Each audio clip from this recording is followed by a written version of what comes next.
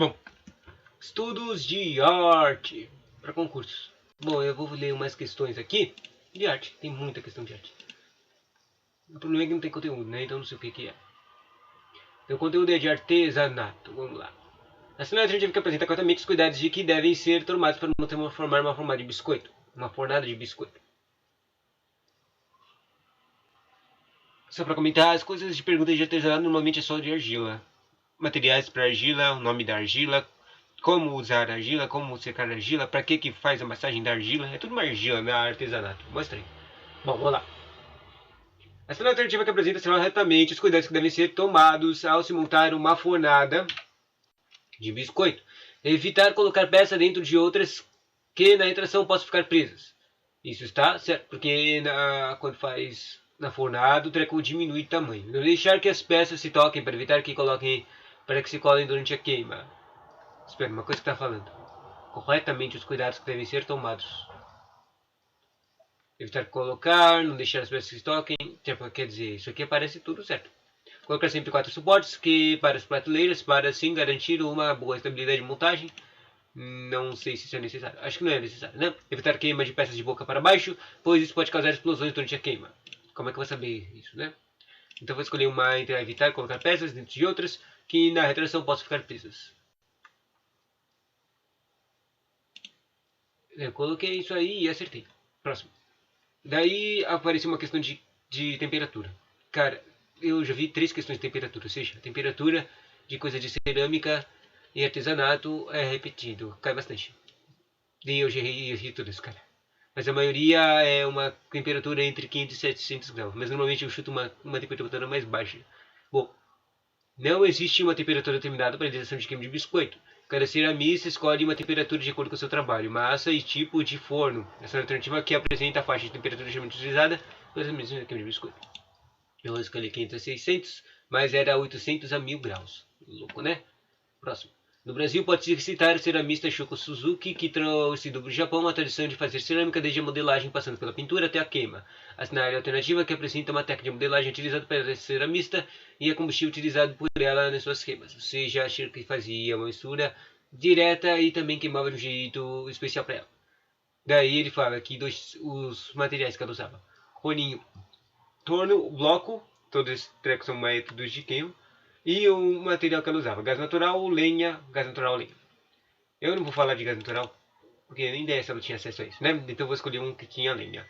E daí ele fala bloco ou torno. Eu não tenho a menor ideia de qual é mais velho. Eu vou escolher o torno. Não, o bloco é o que mais cai, aparece. Então eu vou escolher bloco. E errei, hein? Era o torno. Era o que eu escolhi primeiro. Que triste. Tá, próximo. Agora falando do torno, que acabou de aparecer. Eu nem dei o que é o torno. Eu sei que é uma ferramenta de esquentar. O torno é uma ferramenta que auxilia o ceramista na confecção de peças circulares, de forma mais rápida que na modelagem manual. No entanto, essa ferramenta exige que a ceramista siga uma sequência de etapas para a construção da peça. A cena alternativa aqui descreve corretamente essas etapas. Exige uma ceramista siga uma sequência de etapas, ou seja, tem que usar para as outras, não tem que usar certas etapas. E eu tinha que saber as etapas, e obviamente eu não tenho a menor ideia de quais são as etapas. Vamos lá. Controle desligado, bata com força a argila no centro do disco, certificando-se de que esta esteja colada na base. Não acho que é necessário colar na base. Controle ligado, bata com força a argila no centro do disco, evitando que ela fique colada na base. Isso, evitando faz mais sentido. Controle desligado, apoio delicadamente a argila no centro do disco, evitando que ela fique colada na base. Controle desligado, apoie delicadamente. Um é força, um é delicado.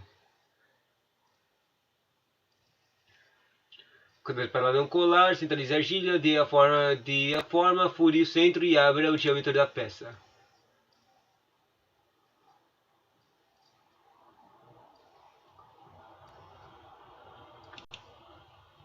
E era o treco de bater com força e colar. Interessante. Achei que não precisava colar. Então eu errei, né? Daí, outra coisa que cai toda hora do artesanato é os materiais.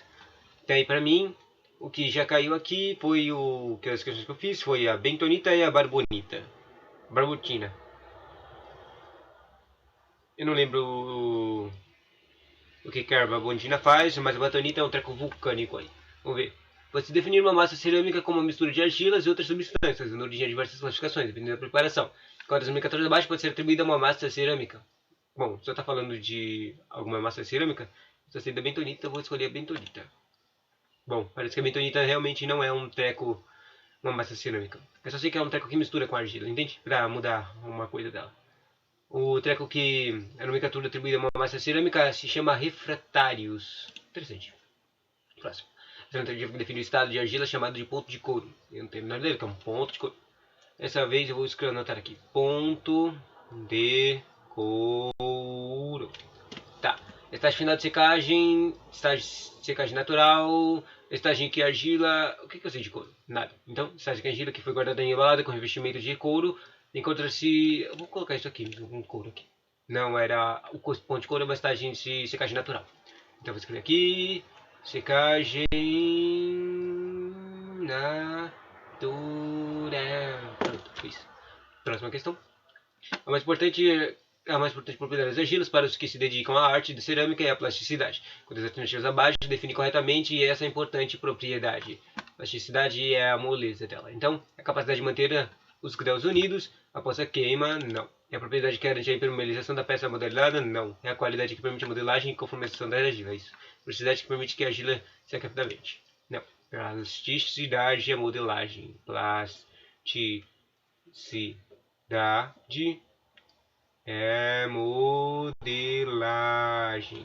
Perfeito. Acertamos. Próximo. A cor de uma argila que crua não define a cor final para um ceramista, pois o importante é a sua cor após a queima. Qual das maneiras de seguir faz parte de composição das argilas atua como elemento determinante para a cor apenas após a queima?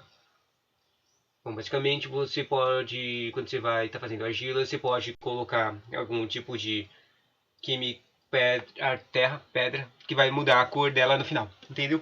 Daí, o óxido de ferro obviamente vai mudar a cor, eu acho que o óxido de ferro vai ficar vermelho. O fio de espato, o quartzo e o carbonato de cálcio. Eu aposto que o carbonato de cálcio é o mais importante. Calcio. Mas vamos lá. Escolhi o carbonato de cálcio, mas era o óxido de ferro mesmo. Óxido. Bom, o que significa a expressão costurar na cerâmica? Fazer furinhos com a ponta de uma agulha na argila para auxiliar na eliminação de possíveis bolhas de ar. Isso não faz muito sentido. Utilizar a faca para puxar pequenas quantidades de argila de uma forma unindo a outra forma de argila auxiliando a colagem.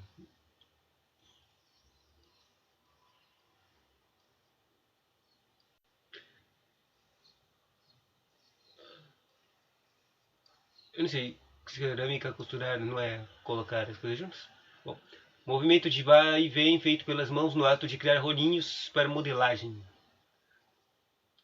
Efeito de decoração com que se raspe ou engobe, deixando aparecer a cor de argila da base. Uma decoração mesmo. Não, era um treco de. Pior que era mesmo, um treco de fusão, colar. Bom, daí agora é outra técnica, técnica de bloco. Utilizada. Vai espirro.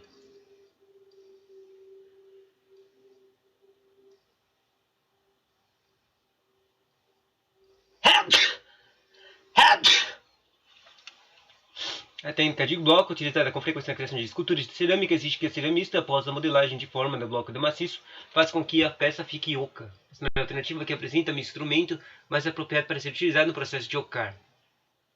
Daí fala, espátula, faca, devastador, o que é isso? Ponta seca. Eu vou falar uma espátula, parece óbvio, mas era um devastador. Eu não tenho nada de devastador. Daí acabamos as questões. Tinha a última questão, era uma questão anulada. Deixa eu ver. Vera Suplicy. Vera H. Suplicy. Em Cerâmica Arte da Terra, apresentar um texto sobre toxicologia na cerâmica. Qual é a postura de ceramistas frente a essa questão de toxologia? Não existem testes caseiros para verificar a toxicidade do vidrado. Se não, deve haver, eu acho que tem. A preocupação da ceramista deve ser apenas com a manipulação dos esmaltes de chumbo. Chumbo é muito perigoso, não mais. Tem outros elementos. O ceramista não precisa se preocupar com a manipulação desses esmaltes ditos tóxicos, pois como um banho, o material sai da pele. Isso é idiotice. A intoxicação por chumbo por um processo de acumulação durante a manipulação de certos óxidos de metais pesados é instável, fazendo com que o vidrado reaja com os alimentos. Tipo, parece que quase todas as questões estão certas, então é meio estranha essa questão.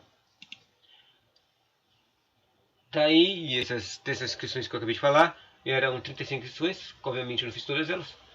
E eu acertei só 8 dessas questões e acertei 20, e errei 23 questões. Obviamente eu não estudei porcaria nenhuma disso aqui, né? Então, próximo conteúdo. Daí eu fiz outro caderno de questões e vamos ler mais questões. Ah, vamos lá. As questões são separadas em artesanato, estrutura de cores e artes plásticas. Eu vou fazer as questões de artesanato que a gente já está fazendo, né? Vamos lá.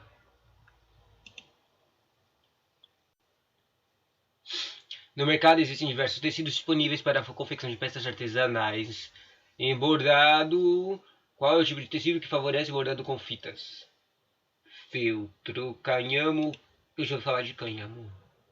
Eu vou escolher cânhamo, só porque eu ouvi falar. Né, que deu certo? Eu achei que naquele letra que eu estava estudando era cerâmica, mas agora é bordado, né? Opa, deixa eu escrever aqui. Bordado,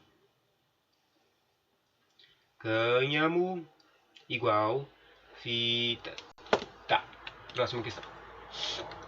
Durante o manuseio de um porcelana fria, ao utilizar as mãos ou o rolo para homogeneizar a massa, é comum que ele grude na superfície para sofrer secagem, certo? Que material devemos usar para evitar que a massa fique aderida nas mãos ou na superfície?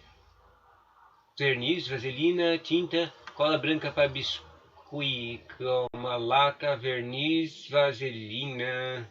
Verniz, vai verniz. Era pior que era vaselina mesmo.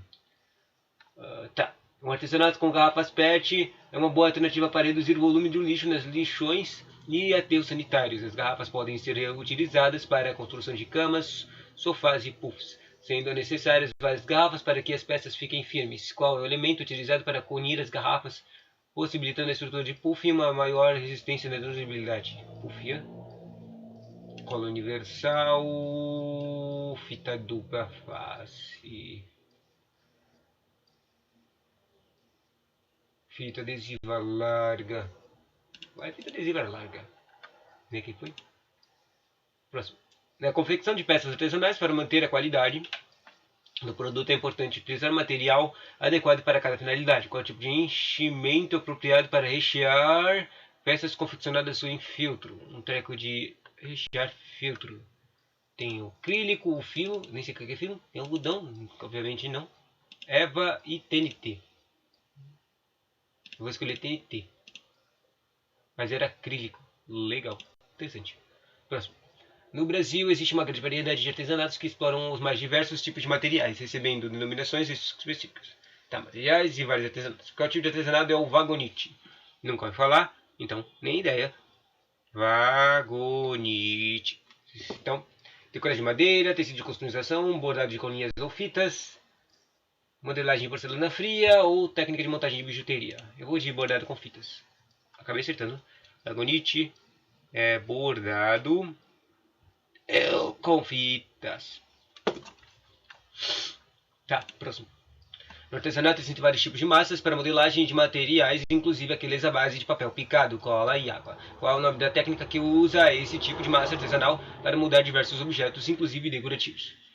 No artesanato existem vários tipos de massas para modelagem de materiais, inclusive aqueles à base de papel picado, cola e água. Tá.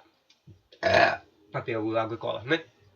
Qual é a técnica que usa esse tipo de massa artesanal para moldar diversos objetos? Ou seja, ele quer que eu faça uma mata com papel, água e cola e use isso para fazer uma coisa. Ele fala que isso é poche, biscuit, decoupage ou papel machê. Eu falo que isso é papel machê, obviamente, né? Acertamos. Essa foi fácil. Qual a técnica artesanal deverá ser evitada para a socialização de grupos? Evitada, ele está falando para evitar uma coisa. De indivíduos que apresentam tremores nas mãos devido à utilização de materiais perfurantes. Ou seja, não posso fazer uma coisa que use as mãos. Ele fala tricô, não usa isso porque isso aí tremor a mão não dá. Fuxico, pintura, não. Decoupage, papel machê também é um artesanato. Não tricô, não pintura, decoupage, não sei o que é isso. Não sei o que é fuxico. Vou de fuxico. Eu acho que fuxico são uns bonitinhos.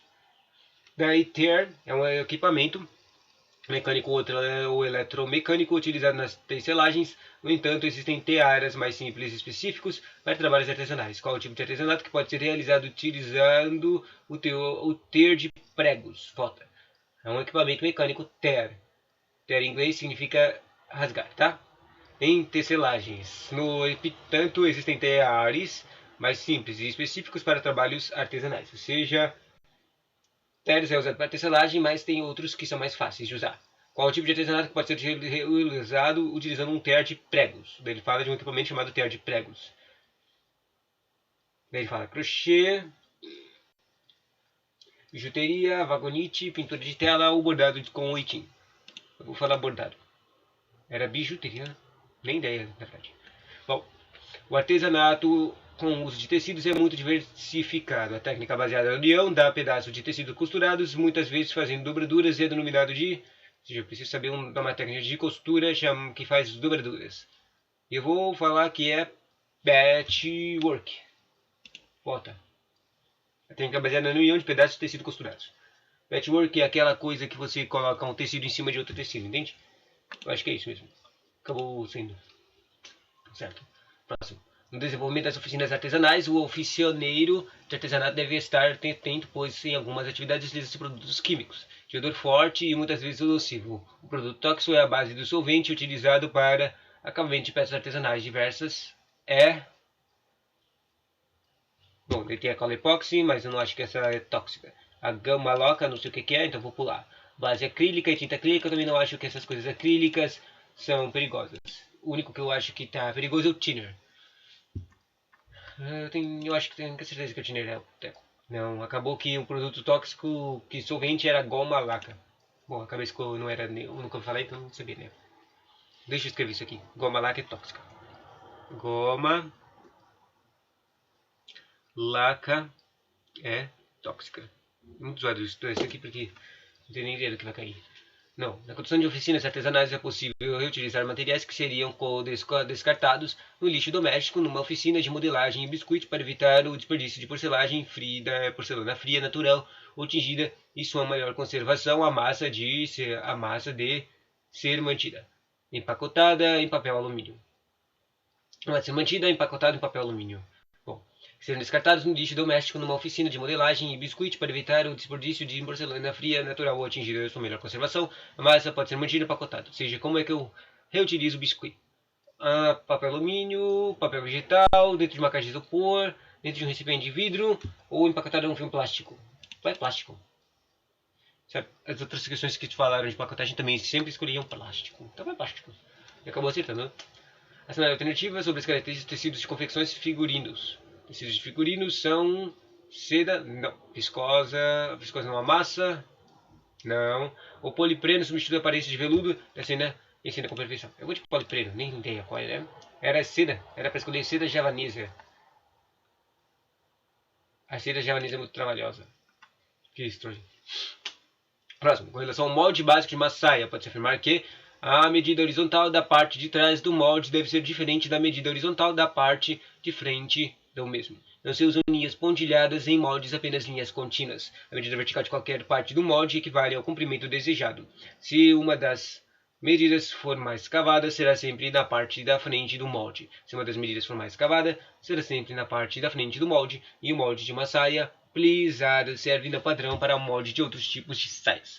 O molde de uma saia plisada serve no padrão para o molde de outros tipos de saias. Nem ideia. Se uma das medidas for mais cavada, será sempre na parte da frente do molde. Como é que eu sei? Próximo. Costura interessante. As funções.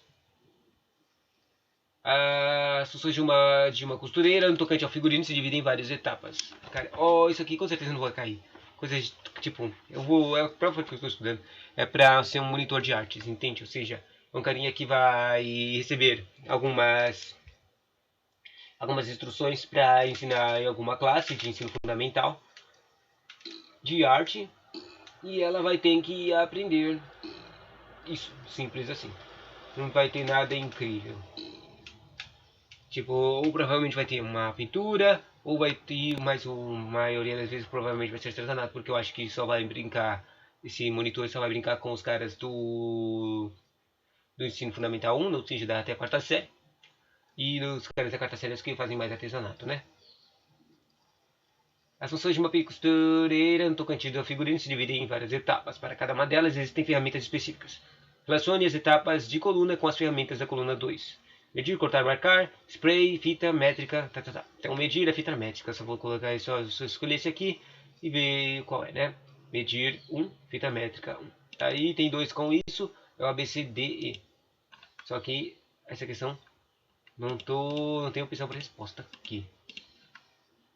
Então deu problema.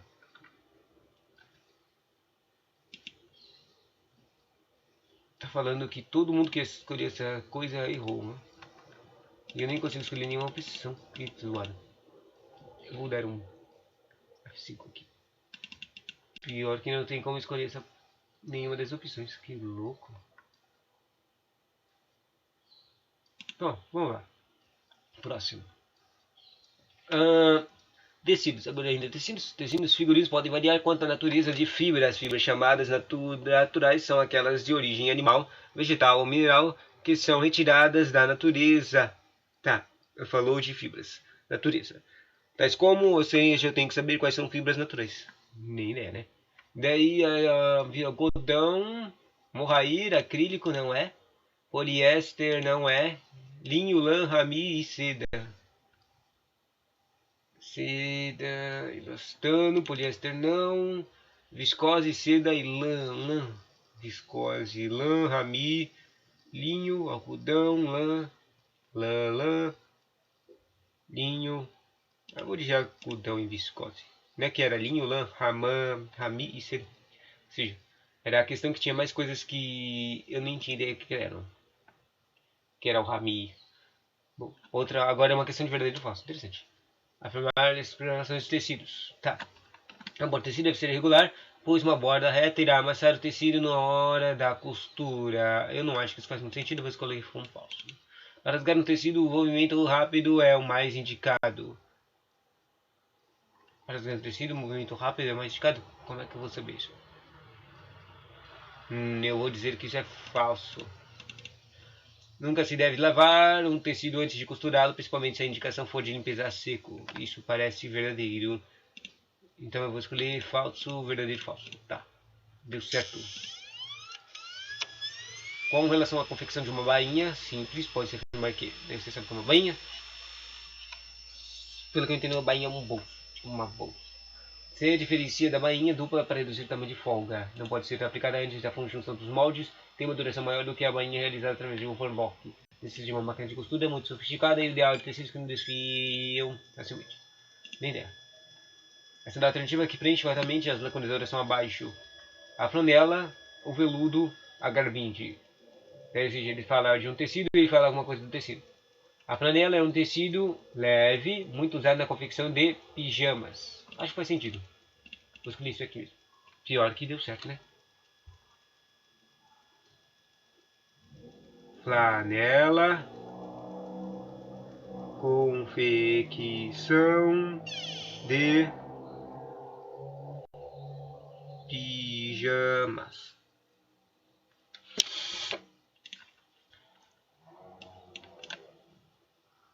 Sendo a alternativa correta com relação aos corantes e ao processo de tingimento de roupas, se pode afirmar que alguns corantes danificam as fibras. Apenas a matéria-prima crua consegue ser tingida e o que não ocorre com a matéria-prima alvejada. A matéria-prima, nem ideia que eu estou vendo, né? Tingimento de roupas. Alguns corantes danificam fibras. Pode-se afirmar que... Bom, isso faz sentido, né? Eu acho que isso é muito óbvio.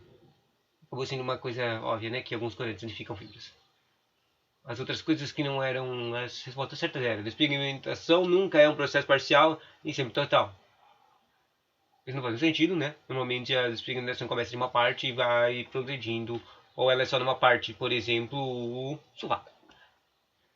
Corantes são substâncias químicas dissolvidas em amonia líquida acrescida de nitrogênio industrial. Eu não tenho nem ideia do que é um corante. É código químico de corante, né? Próximo. Outra de completar a frase. Normalmente a estamparia acaba por determinar o... Daí ele fala esquerdo, torto, avesso, nem ideia. E o direito do tecido. Estampar de esquerdo e tecido. Tá. Uma vez que o... Ele fala alvejante, pigmento ou ponto de cruz. Utilizado majoritariamente, concentra-se em um lado da peça. Ou seja, eu não tenho a menor ideia, mas ele está falando de estampa, certo? Ou seja, eu preciso de uma estampa. E uma estampa é uma coisa para colar, normalmente. Então, eu vou falar de pigmento. Esquerdo, pigmento. E era avesso de pigmento. Ou seja, eu acertei no pigmento, mas não acertei na primeira palavra. Ok, vamos lá, continuando. Relação de colunas, daí era, tem que relacionar formas de remoção de manchas de roupas com o treco químico. Batom, se eu quero tirar batom, o que que eu uso? Tipo, incrível, né? Parece mais coisa de lavar roupa, né? Água oxigenada, ferrugem, tinta óleo, ferro de passar ou mofo. Bom, eu vou ferver uma solução de água de bicarbonato de sódio. Eu vou colocar mofo. Ok. Daí tem três questões. Daí o terceiro. O terceiro é solvente. O solvente está falando aqui que ele é para batom. Eu vou usar solvente para batom. Ou para usar para tinta e óleo. Eu acho que solvente é para tinta e óleo. Eu vou aqui, de 5. E acabei acertando. Daí, né, para aprender. Você, para tirar ferrugem, usa o sal, limão e exposição ao sol. Não sei porquê. Que tipo de química vai isso aqui? Segundo, você usa, para tirar batom, você usa álcool. Para tirar aquele que eu falei, solvente, quer dizer, você usa solvente para tirar tinta e óleo. Você usa água oxigenada para tirar no ferro de passar, para manchas de ferro de passar. Isso não faz sentido, porque eu acho que normalmente uma mancha de ferro de passar é meio que queimou, né? E ferver uma solução de água de bicarbonato de sódio é para tirar o mofo. Bom, próxima questão. Todo camareiro deve possuir um kit básico de costura para o conserto de figurinos. Essa é a alternativa correta, certo? Quanto aos itens possíveis desse kit, eu vou falar que precisa de uma tesoura. Então eu vou tirar tudo que não tem tesoura. Esse aqui e esse aqui.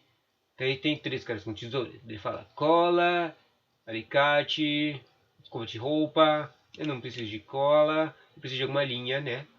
Ele fala ferro de passar. Como é que eu vou carregar um ferro de passar no meu kit de costura? Faz sentido. Então sobrou agulhas, linhas, tesoura e um alfinete. Tipo, bate tudo que eu tava pensando. Basicamente, o que eu tava pensando é basicamente tipo uma coisa que dá pra carregar no bolso, que é basicamente alguma coisa pra fechar rasgos, entende? Daí você precisaria disso, de basicamente agulhas, linhas para fazer a costura, alfinetes para prender, a tesoura para cortar a linha. Vamos ver se está certo. Deu certo, né? Simples assim. Próximo. Progressividade de função dupla. Da função dupla de camareiro, de palco e costureiro. Só para comentar, a maioria das questões de artesanato que a gente está falando aqui quando era de costura era desse cara aí chamado camareiro de espetáculo. Provavelmente vai cair de novo, como eu disse, porque a gente vai estar fazendo uma prova de arte e artesanato sobre um monitor, ou seja, um cara que vai trabalhar numa escolinha. Provavelmente é só artesanato e cerâmica. Mas vamos lá. Sobre as atividades de função dupla, de camareiro, palco e costureiro, pode-se afirmar que desenha os figurinos de um espetáculo.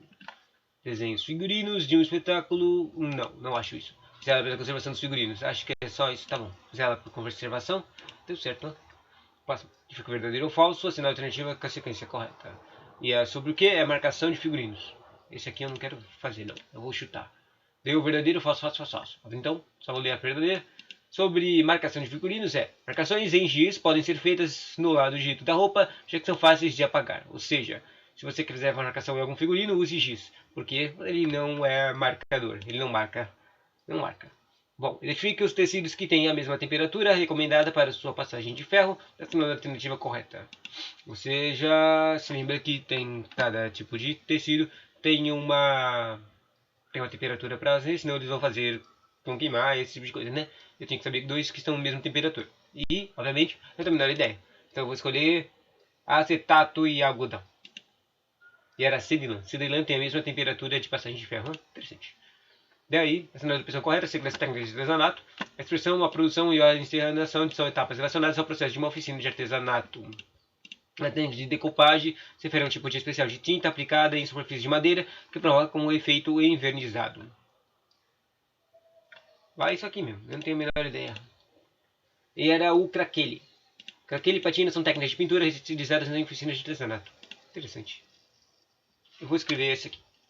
Cra. Eu devia. Eu estou anotando, sabe? Toda vez que aparece alguma coisa engraçada ou interessante, eu fico anotando as palavras, mas eu não fico anotando o que elas são. Eu acho que é melhor eu dar uma estudada, tipo, procurar vídeos no YouTube para o que é. Tipo, o que é craquele e o que é patina. Pinturas utilizadas em oficinas de artesanato. Vamos lá. Pior, né? Agora que eu penso, eu devia dar uma olhada. Eu vou fazer aqui um YouTube. YouTube. Pronto, escolhi o YouTube. Agora eu vou colocar artesanato concurso. Pronto. Provavelmente não vai ter nada mais. Concurso Museu Artesanato. Artesanato, história e tradição do artesanato. Daí não jogue fora. Não jogue fora 18 ideias com caixa de papelão, ideias brilhantes, artesanato e ideias de reciclagem. Os caras bonitinho, bonitificando. Concurso de artesanato em lã e pele ovina. Concurso de artesanato. Ou seja, não tem tipo conteúdo para estudos de artesanato para um concurso, mas tem concursos literalmente para.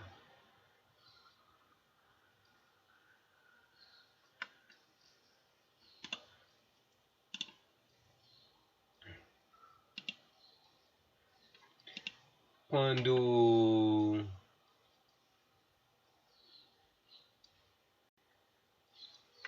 Não, concurso literal, se você ganhar uma coisa, se você fizer alguma coisa de artesanato interessante.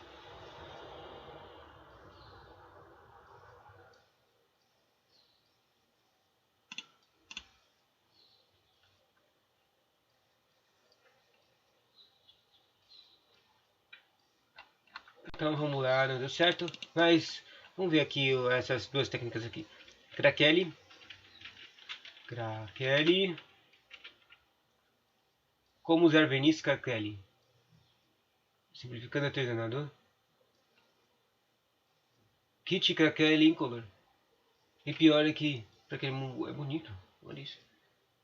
Então, o craquele é tipo uma pintura que fica formando formas craqueadas. Isso é muito interessante.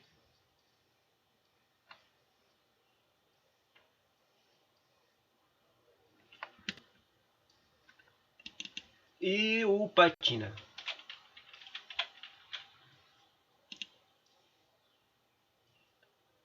O patina é outro tipo de pintura. O craquele e o patina são dois tipos de pintura que fazem uns efeitos legaisinhos nas coisas. O patina parece que se usa na madeira. Ele cria aquelas linhazinhas de madeira, sabe? E o craquele ele faz coisinhas de chachadura no artesanato. Muito bonitinho.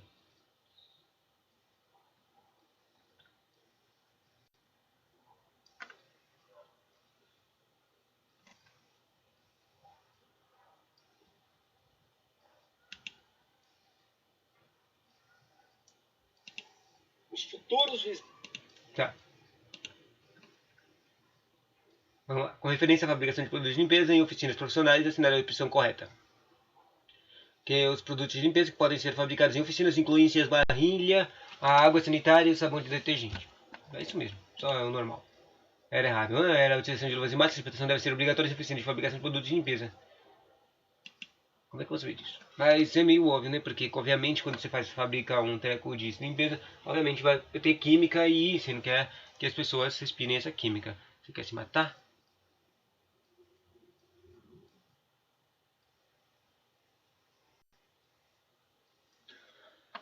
A respeito das atividades técnicas de fabricação de cerâmica, o torno, olha, ele voltou para cerâmica. E agora esse aqui faz mais sentido de cair, porque ele é um instrutor ocupacional. Ou seja, é um carinha tipo professor que vai fazer alguma coisa para ensinar a jovens ou carinhas pobres para eles aprenderem. Deixa eu ver quanto tempo já tá aqui. Vou pausar agora, tá? Tchau.